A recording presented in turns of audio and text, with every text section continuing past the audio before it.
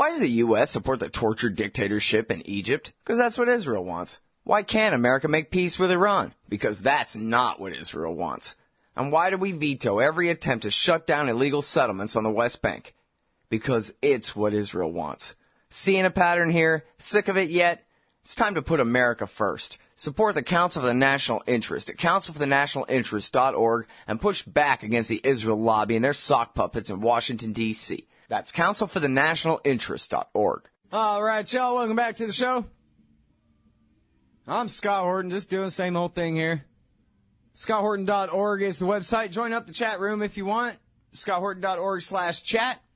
And also, you can find all my interview archives there. Almost 3,000 of them now, going back to 2003. And you can follow me on Facebook, Twitter, and YouTube at /Scott Horton Show, if you're into that kind of thing. All right, so our guest today is David Bromwich. He teaches literature at Yale, and he's written on politics and culture for the New Republic, The Nation, the New York Review of Books, and other magazines. He's the editor of Edmund Burke's selected writings on empire, liberty, and reform, and is co-editor of the Yale University Press edition of On Liberty. Welcome back to the show, David. How are you doing? Pretty good, and good to be with you. Well, good. Very happy to have you here. Good to talk to you again. It's been a little while. You wrote such a great piece here. Your most recent one for the Huffington Post is from the 29th of August, The Crossroads on Syria. And, of course, there have been some developments since then, but you even updated the column since then, too, so that's good. I updated it after, I guess it was on Saturday, the president made his statement that he was referring it to Congress.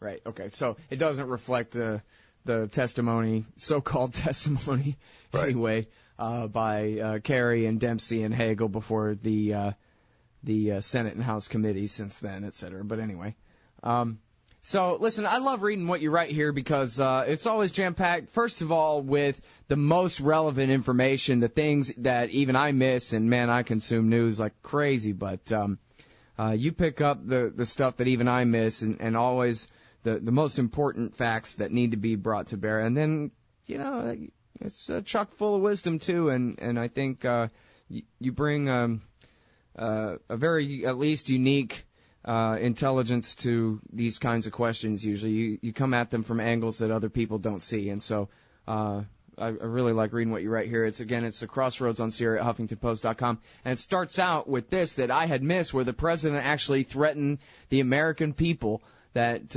we could be the victims of Syrian chemical weapons if we don't let him do this. We can't let this smoking gun be a barrel of mustard gas.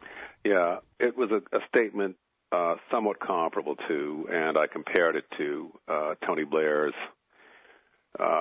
what they call dodgy dossier line in England in 2002 about the danger of Saddam Hussein getting hold of chemical weapons and being able to deploy them in 45 minutes. And as with Blair, it was an implication that this was an imminent or almost imminent danger, though if you look at the grammar of it, Blair didn't quite say that. Obama didn't quite say it, but Blair took some pains to put very near his assertion a mention of nuclear weapons so that people, remembering dimly what he said, actually thought, oh, wait, Saddam Hussein could shoot a nuclear bomb at us in 45 minutes. And Obama, in the same way, took pains not to say quite directly that this was an imminent danger, but he used the word devastation and target and United States in such close proximity as to try to sow that fear. Now, I don't think that was a particularly important element of the things Obama has said in the last week or so, very contradictory things when you add them up. And I don't think it actually had an effect of causing a panic or even converting many votes, but it shows the parallel process of sort of disingenuousness, of careful planting of implicit untruths. Right.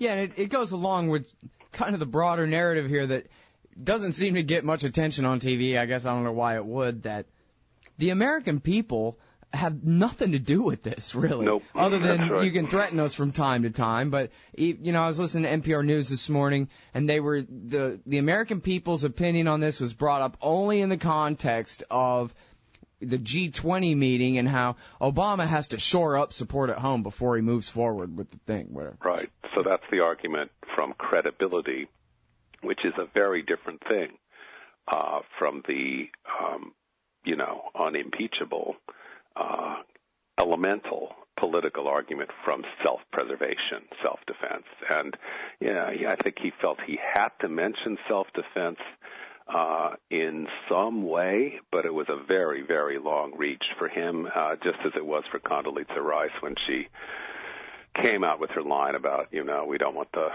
smoking gun to be a mushroom cloud. Right. Well, at least the Bushes, they were trying to scare the hell out of everybody enough that they could get a real majority of people that supported them on the eve of the attack. And when you say at least, you're suggesting a certain grudging respect, at least for their consistency in lying along one line of lies. Yeah, whereas or at the least Obama people are inconsistent and flail and go at everything. Huh? Right, yeah, or at least, being patronizing enough to pretend like my opinion counts at all, that they think it's important to really lie to me well and get me on board for the thing. Obama seems to think, if I can scare him a little and get my percentages up 2 or 3 points, I guess that'd be good enough. Then shore up support a little bit. But he's not coming to the American people and really making the case why this has to be done. No, the difference in character between the two men, Bush and Bush Jr. and Obama, and the two administrations really shows in the difference of approach on getting an authorization for use of force. Bush had simply decided to do it and had decided clearly on all-out war, and we now know, I think with pretty fair certainty from such sources as Richard Clarke's memoir, that people in the Bush administration, well-placed there, such as Paul Wolfowitz, were keen on going to war with Iraq from the first days of the administration. It was not merely a consequence of the attacks of September 11th, 2001. They wanted war with Iraq. They wanted boots on the ground. They wanted an invasion, and Iraq was the first of a several-stage operation in the Middle East if they could have done it. Syria was the next stage, probably, and Iran was on their path, too. Whereas Obama has never been sure that he wanted to overthrow any of the governments he has now had a part in overthrowing. I'll refer specifically to Libya and now Syria. He is betrayed uncertainty about both, and I suspect that even now he isn't sure what he wants to do or how much he wants to do to assist in the overthrow of the Assad government in Syria. Now, that uncertainty telegraphed to the world and manifest in his gesture of giving it to Congress, but then saying he won't be bound by how Congress votes, that uncertainty has its own great dangers for foreign policy. And I mean not just in showing that America is not a credible power or anything like that. It's important to have a consistent policy. But I would not choose Bush's consistent policy of mendacity, brutality, and war over Obama's policy of uncertainty, fluctuating signals, and apparent indifference but apparent interest in the views of Congress. It's almost indescribable what we've been seeing in the last 3 weeks or so. Yeah. Well, and the thing is, too, and this is reminiscent of Iraq, I guess, if we kind of started off on the theme of Iraq comparisons here. Back then, 10 years ago, 10 and a half now, the theme was, never mind what's going to happen the next day. We just have to get this thing started. So don't anybody even just discuss the aftermath at all other than to say it'll be great for the Iraqis, whatever. But this is about protecting Americans from weapons of mass destruction. That's all that matters, and we absolutely have to do it. And no discussion of what might happen. And here it seems like maybe there's a little bit more of a discussion because people kind of remember that, how badly it turned out to be. How bad the Iraq occupation turned out to be. It's not that long ago when the Iraq War went really bad in 2005. Although they are kind of, don't you think that right now, or do you think that right now that they're doing enough to really, and I mean the media too, to discuss about what might happen here. Hey, what if Assad's government falls and the suicide bombers take over Damascus or something like that? No, they have barely touched the surface of the crooked and undesired consequences of overthrowing Assad, who is a tyrant and is brutal and has that in common with Saddam Hussein. But if you look at even our highest hopes, our most idealized picture of what would follow from, quote, victory, unquote, and victory in this setting must mean the overthrow of the Assad government and planting a client government in Syria, highly friendly to us. What would that mean? For one thing, obvious, the client government can't be constituted of the al-Nusra Front, of jihadists who are friendly to al-Qaeda, of anti-American sects and clans and groups of warlords who will attack American assets and, if they can, reach out and attack America. There is indeed a long-run, long-term danger there. We can't have any of those in a desired client government. Well, but what's the chance of keeping them out and having a government that will be able to control all of Syria as it's now understood? The chances are nil. So there's a delusion right on the face of things as soon as you think of the day after, and as soon as you think of the day after on the best possible reading of it. And that, I think, isn't being talked about at all. You know, this is a thing that I was wrong about, at least so far. I'm not trying to dare the empire and to prove me wrong or anything, David, but on Libya, I said, hey, look, we're fighting for veterans of al-Qaeda in Iraq. So once they do, you know, obviously nobody doubts that NATO and their bombs and their special forces will eventually get their way and sack Tripoli. It took them 9 months to finally get it done, but no one doubted that they eventually would. But then the obvious thought experiment was, then what? And then the answer was, well, they can't let the winners win, because if they do, that's going to be a real problem, right? Yeah. As we saw the blowback in the Benghazi attack last September 11th, for example, and all the racial pogroms. But on the other hand, that Benghazi, even as bad as that attack was and the scandal surrounding it, it still takes place more or less in a vacuum of news or even thought about Libya. Nobody cares about Libya. No, it's way over in the middle of North Africa. It's mostly desert. It hardly matters, apparently, as far as the empire and the media are concerned. So really, as far as we know, all those anti-black racial pogroms are still going on, horrible to this day, and it's a complete catastrophe. But because of the blackout, they don't have to keep doing anything about it. That was my wrong prediction, that they'll have to invade and build up a new army and purple fingers and a bunch of nonsense. No. But in the case of Syria, there's no chance they'll be able to just ignore it away like they're doing with Libya right now. And that's, well observed, and I can't even add anything to it. I mean, this is empire news, and we only take care of the assets that are pressing on us at the moment, and then we go on to something else. That's the carelessness of the psychology of an empire. But if you're talking about Libya, the evolution of the political state of things in that country shows that a state of disorder, which is not eruptive, large-scale disorder with events larger than pogroms, with huge massacres that can't be concealed from the world press. A state of disorder was far from undesirable for the U.S. I suspect that this had been, as they brainstorm it and work out possible consequences and scenarios, I suspect that a state of disorder where Libya doesn't have a stable government and many warlords and clans, many of them al-Qaeda, are in operation, that was considered risky but bearable.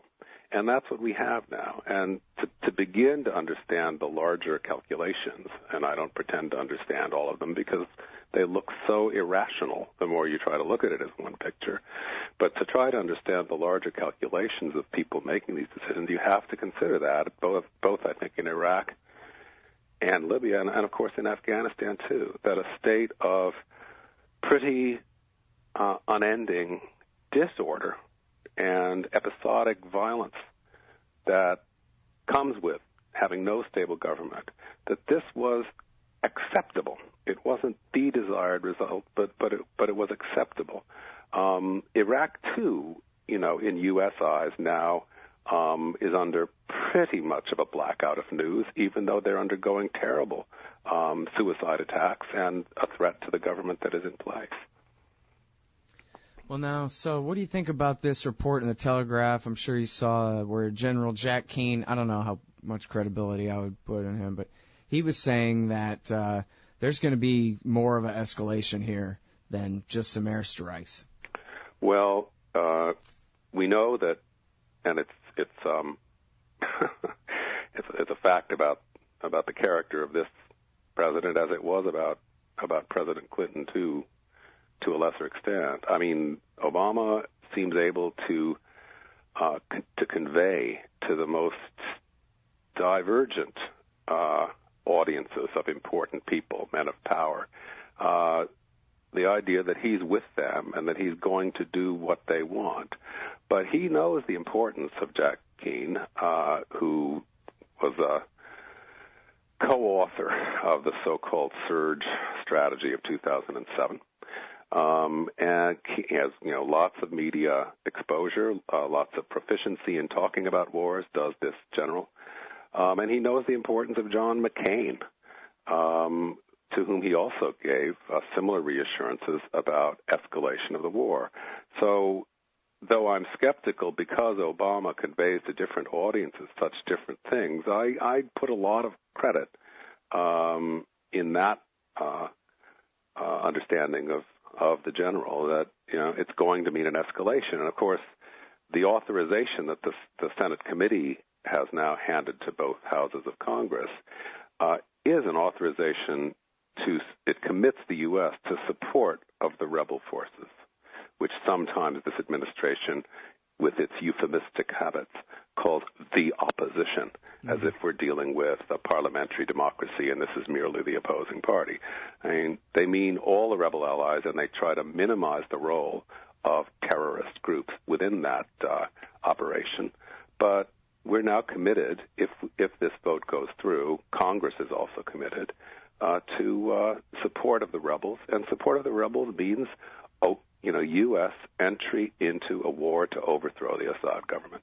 And of course, that would have to mean escalation. As soon as there's a counterattack against our rebel allies, we must counter the counterattack. And so it goes forward on the psychological pattern of war, which President Obama doesn't seem to make any connection with in his own mind.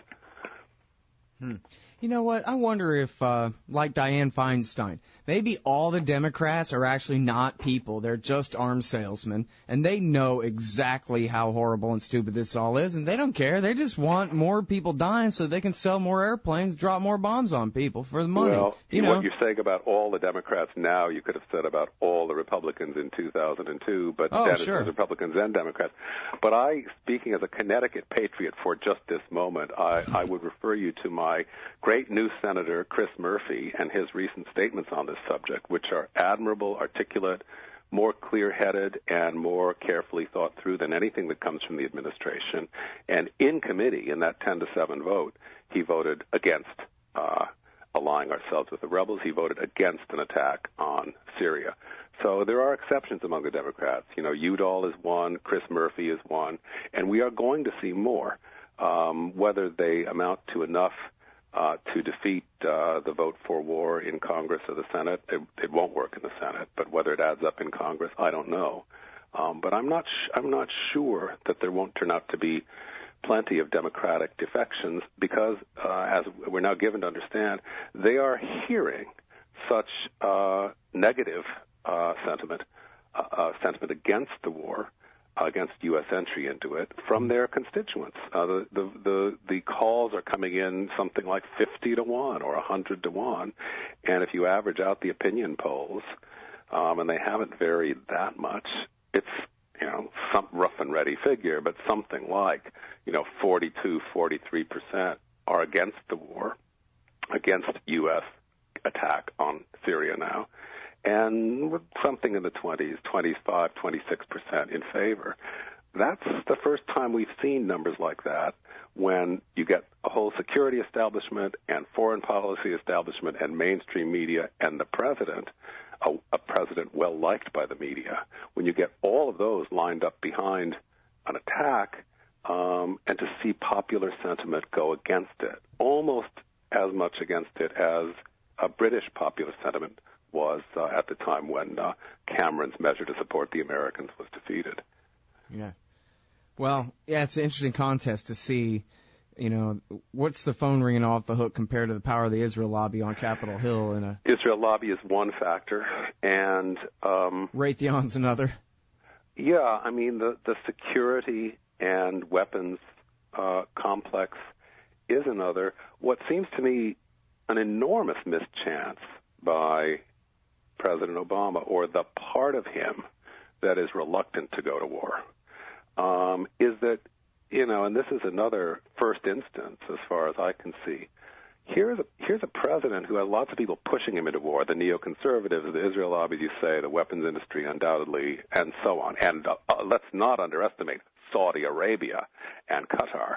I mean, those countries really want to overthrow Syria for local geopolitical reasons. But he has the Joint Chiefs of Staff against the war. He has them lined up on his side.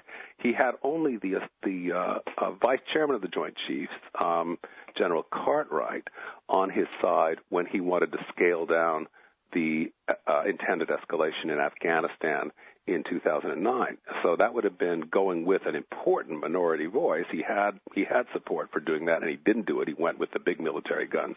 But here, the military is against it, and as far as one can infer from what they don't say and from their posture and so on, it's clear not only General Dempsey, but Chuck Hagel is none too enthusiastic about this war. And yet, again, as happened in Libya, where Obama went against the advice of his Secretary of Defense, Gates, he's looks teetering on the brink of going along with all those larger aggressive forces you listed, plus the sentimental forces of ideology, the humanitarian war advocates within his administration. Yeah.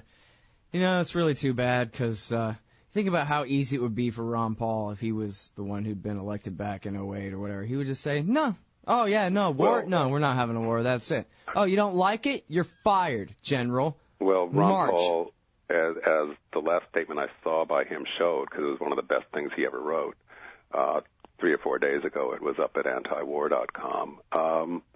Ron Paul has a completely candid and consistent understanding of U.S. foreign policy. On foreign policy, and as you know, I don't go along with Ron Paul on everything, but on foreign policy, on war policy, Paul is an anti-imperialist. Well, it's not just that he's got good principle. He really knows what he's talking about on each and every one of these disputes, too. He reads the newspapers more closely than our last two presidents have done, for sure.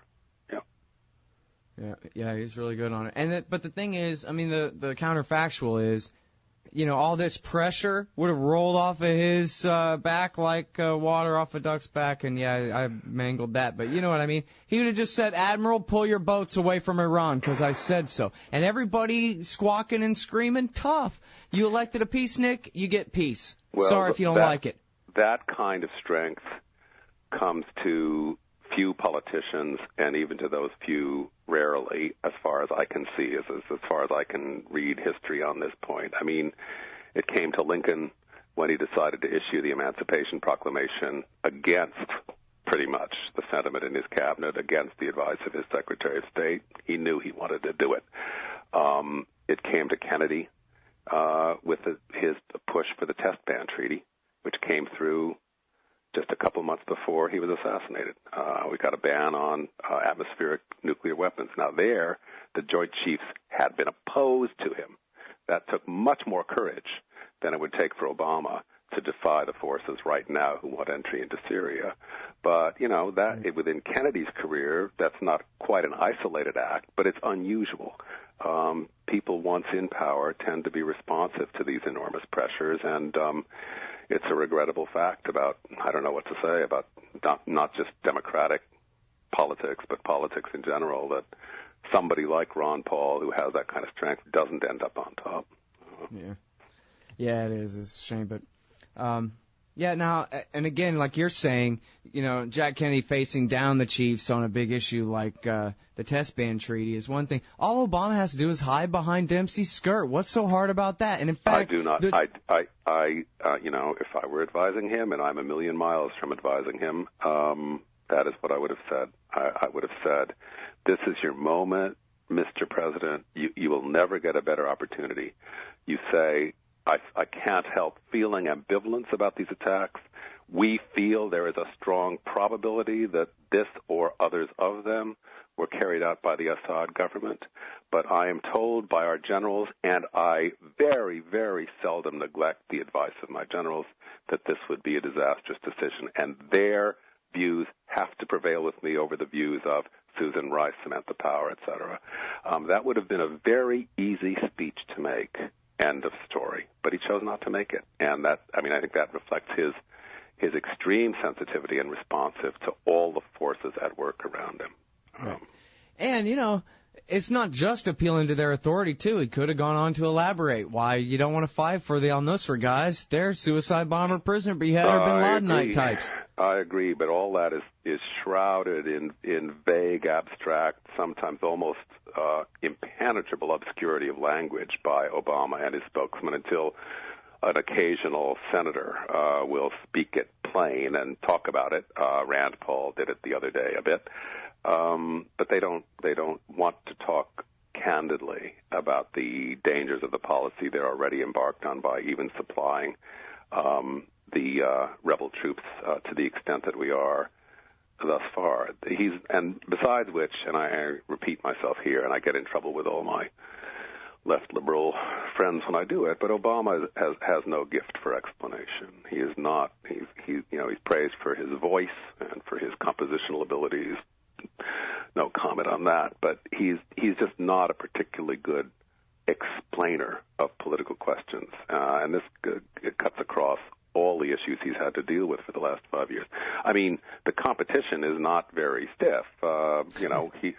Clinton maybe was a little better, but gauzy too. Bush was no good at all and relied completely on his speechwriters and cliches and blunt, sort of punchy platitudes, and couldn't do it on his own at all. But I mean, we can remember. You can go back. You can look at examples from press conferences and speeches on major issues by John Kennedy or by the second Roosevelt, all the way back to Lincoln and John Quincy Adams and so on. I mean, it exists. There is an art of political explanation that is related to telling the truth, and Obama's just no good at it.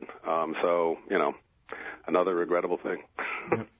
All right, well, music's playing. We got to go, but thanks very much for your time, Dave. It's great to have you back on. Good to talk to you. All right, everybody, that is the great David Bromwich. He's a literature professor at Yale, and he writes at the Huffington Post. This one is the Crossroads on Syria, and there's a lot more in there that we didn't get to talk about, too. Really good stuff there.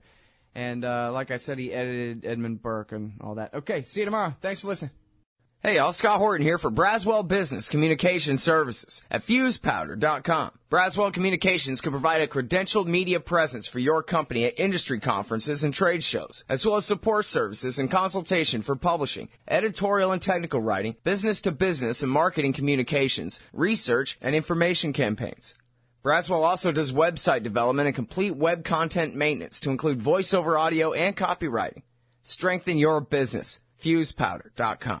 Hey everybody, Scott Horton here for The Future of Freedom, the Journal of the Future of Freedom Foundation at fff.org/subscribe. Now, they publish great articles at fff.org every day, but their best stuff goes in The Future of Freedom. It's just $25 a year for the print edition, $15 to read it online, and I got a new one coming out in September in there, U.S. Responsible for Somalia's Misery. Support FFF. Sign up for The Future of Freedom at fff.org/subscribe and tell them Scott sent you.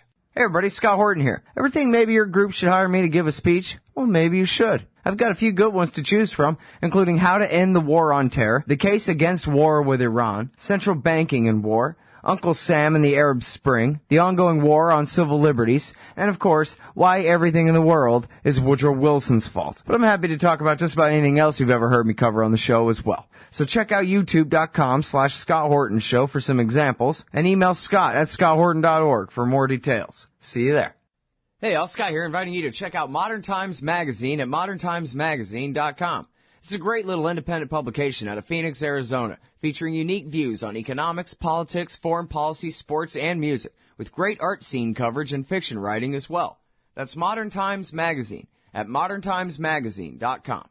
Hey, y'all, Scott Horton here for WallStreetWindow.com. Mike Swanson is a successful former hedge fund manager whose site is unique on the web. Subscribers are allowed a window into Mike's very real main account and receive announcements and explanations for all his market moves. The Federal Reserve has been inflating the money supply to finance the bank bailouts and terror war overseas. So Mike's betting on commodities, mining stocks, European markets, and other hedges against a depreciating dollar. Play along on paper or with real money, and then be your own judge of Mike's investment strategies. See what happens at WallStreetWindow.com.